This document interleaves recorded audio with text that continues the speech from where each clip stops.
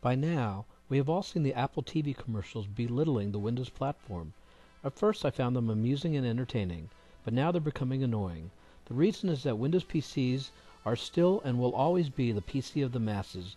There are many overpowering reasons why one should buy a Windows PC over an Apple. After 6 months of Apple's punching and jabbing, it seems as if Windows hasn't even gotten in the ring. That's why we created our latest analysis called Apples to Apples. No fancy marketing here, just the objective facts on the stark differences between Apple and Windows PCs. First, let's take a look at the prices of desktop PCs. Now that Apple is using Intel processors, price comparisons are a snap. If you think about it, there's really no difference in the hardware between a Mac and Windows PC. Apple's entry-level PC starts at $999. Configuring a similar Dell and Gateway, I was blown away at the difference. The Dell has the same processor, 4 times the memory, 90 gigabytes more hard drive space, a DVD burner, and a bigger screen. Same for the Gateway, except they give you a faster CPU. Oh, by the way, after all that, you still saved $100 versus the Apple. The entry-level Mac comes in at $999, but as you might guess, there are a wide variety of PCs that cost significantly less. We found this HP fully loaded, granted with a slower CPU, for less than half the price. If I'm scraping together money for my first PC, I'm thinking it has to be Windows. Or starting a small business, I would rather have 2 Windows PCs rather than 1 Mac. Lastly, let's take a look at notebooks. Apple has a $2,000 notebook, and we decided to take a Dell and a Gateway and configure them exactly the same way. Apples to apples. You can save anywhere from $800 to $1,100. Now we're talking about some serious dough. That's enough to buy the new 32-inch HD LCD flat panel TV I've had my eye on. Furthermore, on the entry level, the Windows PC is less than half the price of the entry-level Apple. So here's the big news. PCs are substantially cheaper than Macs. We're talking about major differences in price, which reminds me, I have a special proposal for Mac users out there. I have this bridge, and due to some unfortunate circumstances, I gotta get rid of this gold mine. But PCs are not just about the price of hardware.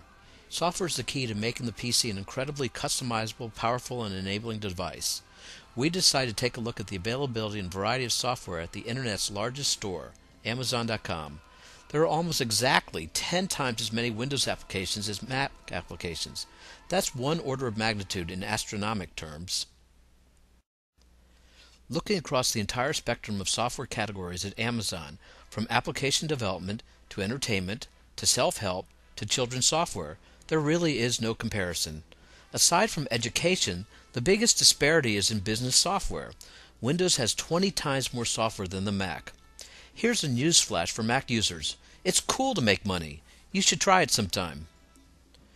We also looked at free software by PC platform at cnetsdownload.com. Sorry, Mac users. Windows users enjoy tons more free software in all categories. If you like to play free games, the difference is the largest of all. But also check out the Developer Tools category. Next to no free developer tools for the Mac. More on this later. Whether you are a high-end user, budget-conscious, or you just want free software, PCs have a larger variety of software with a richer set of differentiating features across a wider variety of price points. So not only are PCs less expensive, but we have a richer and more customized experience. There's really no comparison. Hey Mac users, when purchasing a bridge, the key thing to think about is all the money you can make off tolls. I have an Excel spreadsheet model I can send to you. If you were a software developer, to which platform would you write your precious code? Windows or a Mac? The platform that has the most and best development tools? Or perhaps a platform with 10 times the installed base worldwide? Let's take a look. IBM introduced the first video conferencing system for the PC in 1991. 4 years later, Macs caught up. Instant messaging fundamentally changed the way we communicate.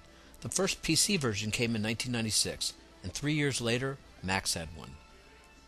Napster was the advent of P2P file sharing, which has turned the music industry on its ear. As usual, PC users were leading the pack on this one too. Today, I listen to all of my music in MP3 format. Of course, PC users were burning and ripping first with a product called Winamp.